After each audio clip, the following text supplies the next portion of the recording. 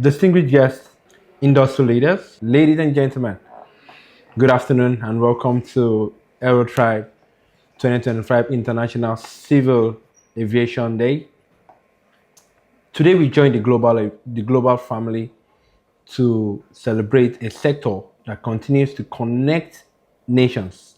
At AeroTribe, our vision is grounded in a simple but powerful commitment. Our vision is to become a leading platform for aviation innovation across the continent. Good afternoon, distinguished ladies and gentlemen. My name is Tayo Ayeton, the head of FBO for EN Aviation. So happy International ICAO Day 2025. First of all, compliments of the season to you all, and I wish us all safe trips anywhere in the world you may find yourself in this our Ember month. So the aviation sector regulators, I believe, can do more in the area of making our airports usable 24 hours with the provision of landing aids that make it possible to operate 24/7. The conveniences, toilets and bathrooms. I'm sure some of us have traveled abroad and you go to their conveniences, you feel like sleeping there.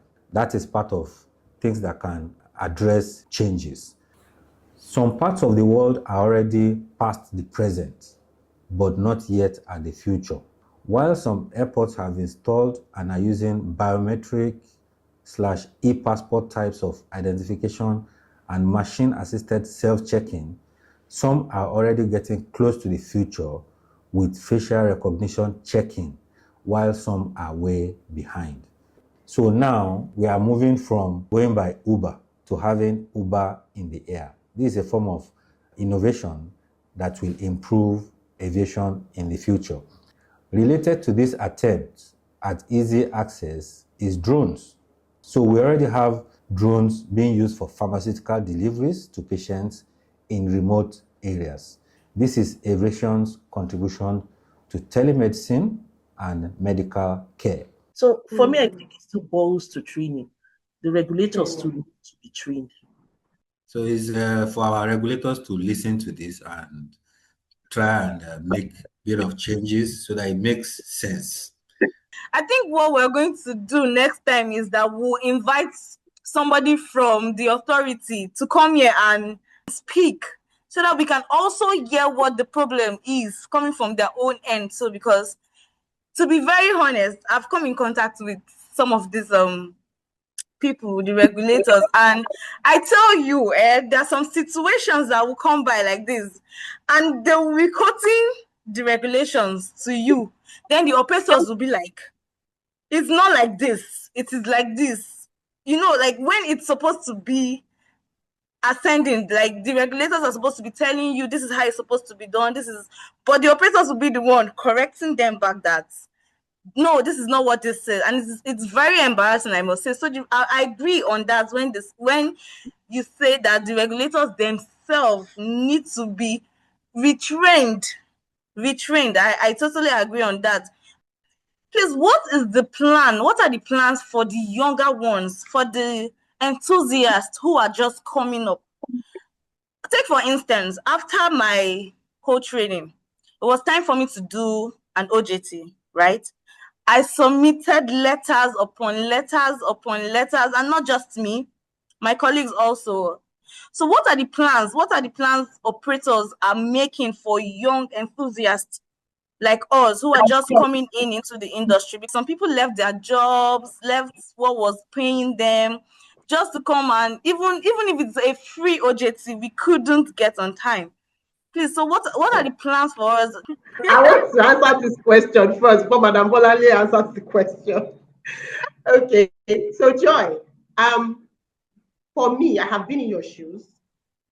When I finished from Zaria, I actually graduated from Enka Zaria first before I went to the US. Now, to get an OJT spot wasn't easy. But the challenge now, that's why when I set up a Beatrice, my aim was I need to partner with as many airlines as possible. So that my students are coming out, they have a place. But guess what? These airlines are a tough nut to crack. Then I've gone to the regulators. If you put in the regulations that there must be OJT, then just the way NYSC was able to succeed by posting graduates to institutes. Once you say OJT is required, then make sure the airlines take them. And regulators say we cannot control the airlines. If whoever they want to take, they take. And that's why I'm telling you, regulators are not interpreting the regulations appropriately. So for me, why should you spend so much money, graduate from school, and be looking for OJTs? But do NYC people suffer? And government will take care of them in the camp. After NYC camp, they give them uniforms, they give them kits, and they pay them every month throughout the 1 year period. Why don't you do that for OJT students? Why don't you, once they finish, because it's mandatory for you to do OJT, tell the airlines that will be paying them something for the 3 months they are with you. Then the airlines will absorb them. But regulators say, no, we cannot do anything. And that is where, now, see me, I'm attending conferences, meeting airline MDs and CEOs, just to be able to be friendly enough to say, I have 10 students, I have 5 students. So what we can do, we are doing, but the regulators need to understand that if you put OJT, then you mandate the airlines to take them. Then let's see how the government can come in to give a stipend so that the airlines will operate that way. We don't have money, but they just like NYC. NYC pays copper something, so that they can also, because the airlines know that government is paying them for these 3 months, they would accept you. So the regulators need to come in and help us. We do our best, but imagine if you've had to about an airline, it will not be an issue, right? Straight from school, straight to our airline. But we don't have that yet. We need to develop more. Even Zaria cannot take you. So that's the point. So it's capital intensive for us to own an airline. So the ATOs, the only thing we can do is to keep pleading with them. Let these airlines take. So if you're not a personal threat to the Air Peace boss or the United Nigeria boss, go and attend their parties or their social events, get close to them. For them to accept your students, it becomes hard. So Joy, sorry. I don't know if Madam Bolali has something else to say in this regard, but this is my... You've said some institutions need to partner with airlines to get this so that students actually have internship, field attachment. They are on the job training with in the various airlines, and also the simulator access, because they might not even have these in the schools.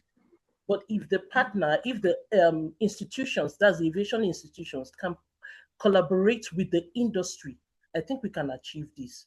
And the government, they can pay at just the same way they pay for NYC, and they should stop sending those that go for NYSC to the classroom, that's public schools, to go and teach. They should send them to airlines so that they can have hands-on training on maybe aviation, aircraft maintenance, and the rest. You know, they renew their licenses like every 5 years. Yeah. We will not renew your license if your capacity for flying is this and you have not taken so number of OJT students. Then they will be mopping up all the OJTs. That's how they can use regulatory power. Yeah. Because they are an authority. So you just say, okay, you see these airlines, you want renewal every 5 years, you're not going to get a renewal if we do not see OJT of this number. And then you ask the ATOs, how many students do you churn out in a year? Then you split it by the airlines. You expect that they should be mopping up all the students all over the world, all over Nigeria, sorry. So, but because there is the regulators are not doing anything. We just say, we don't want to interfere. What do you mean you don't want to interfere? Somebody sold his father's car just to come to training school, and you say you can't interfere. You should interfere. So even pilots, now we're talking. The pilots, so many of them don't have jobs. It still comes down to this. All right. We already way past 90 minutes. I promise you, as much as I want this to continue, this is a very, very interesting. In fact, I did not imagine this to get as interesting as this. But we have to end our panel session here. I think what we're going to do is we're going to have a second phase to this program. We're going to have like a part 2 of this program so that we can continue to from where we stopped. It was really nice interacting with you all. I really enjoyed myself. Thank you all for honoring the invitation. Thank you all. On behalf of AeroTribe Limited, I welcome you once again. Thank you for joining us to celebrate this important global event. Thank you for your continued commitment to aviation excellence. And thank you for believing, as we do, in the power of innovation to transform our skies. Happy International Civil Aviation Day 2025. Thank you, everybody.